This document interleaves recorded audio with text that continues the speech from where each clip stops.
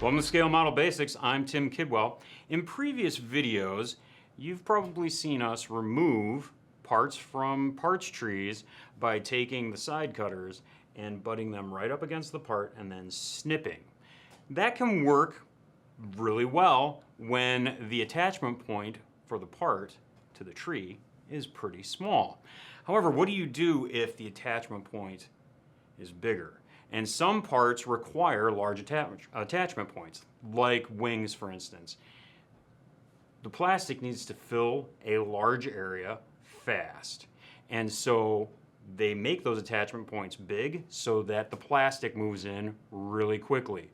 However, oftentimes, those attachment points are placed in awkward areas, like the leading edge of a wing. Take the wings of this Sopwith snipe from Wingnut Wings. As you can see, these are pretty large attachment points, and they are in a very inconvenient spot, right out there on the leading edge of that wing. You know, this attachment point back here, it's going to be hidden by an aileron, so you could probably get away with snipping right up close to it if you wanted to save some time, but these up here, this is going to require a different technique. So instead of getting right up against the part and risk deforming the part or causing a gap or some sort of other damage that you're going to have to repair, the best idea is to get as far away from the part as possible and begin snipping there. And go ahead and snip, and if it takes a couple of snips to do it, just so that you can get that part clear and not cause any deformation down on the wing itself.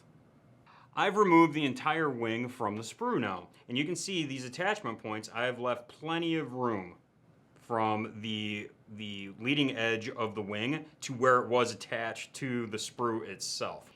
Lots to work with there, not very good looking.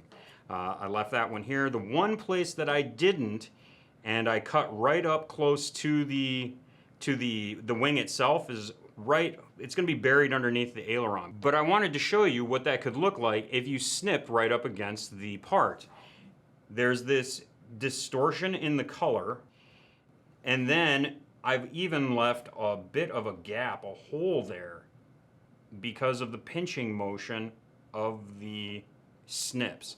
That is not something that you're going to want out on the leading edge of your wing. Here it's going to be hidden by an aileron, and I can come in and fill that, but repairing your leading edge is going to be much more difficult in that situation. So best not have to do it at all. Obviously, we do not want to leave this unsightly nub out here on the front of our wing. And yes, it is tempting to come in with the side cutters and just snip it off, sand it down, and then deal with whatever the result is. However, while more labor intensive, this process is going to be better for the end result. What we want to do first is come in with a number 11 blade and shave off as much of this nub as possible. One important rule: do not try to take off the entire nub in one slice, because you will damage the part, which is exactly what you're trying to avoid.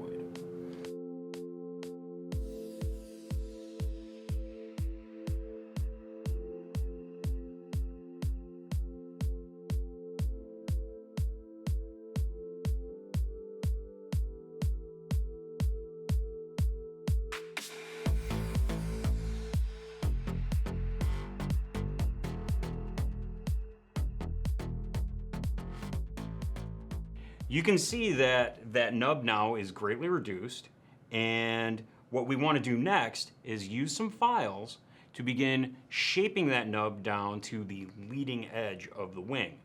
I like to use a couple of files, a flat triangle file, and then also in this case, because there's some rippling in the front of the wing, there's just a slight round file. You can also use some smaller needle files I've got, again, another flat triangle and then a rat tail file.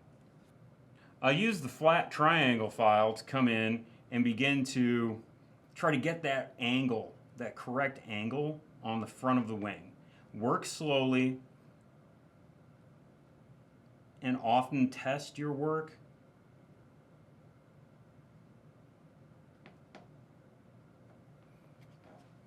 And it doesn't matter if you go back and forth a number of times. But what you're trying to do is you're just trying to very delicately eliminate what's left of that nub and make sure that you do not eat into the wing or the leading edge itself. So, like I was telling you, there are some contours to this wing. You can see them.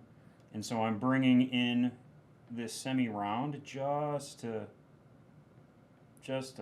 bring some of that down so that we don't lose it, right? I don't want that just to flatten out that detail.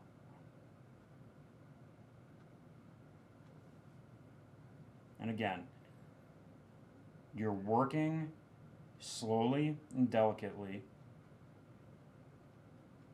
and you are trying to maintain the angle of that leading edge.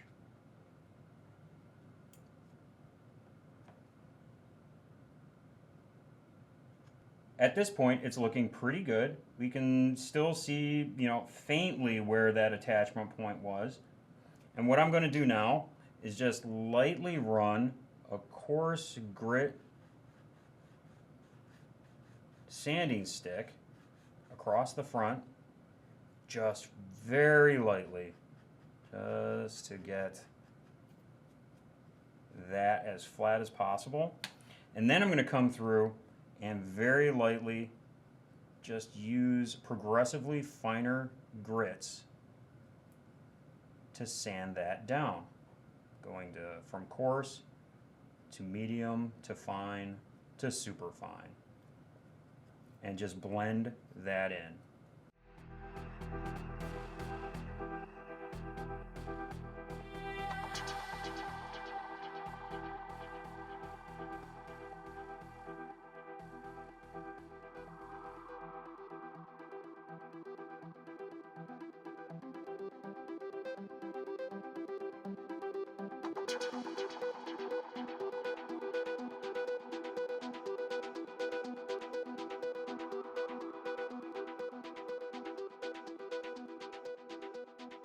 And there, after a little bit of work, you can see that we've got a nice, sharp, flat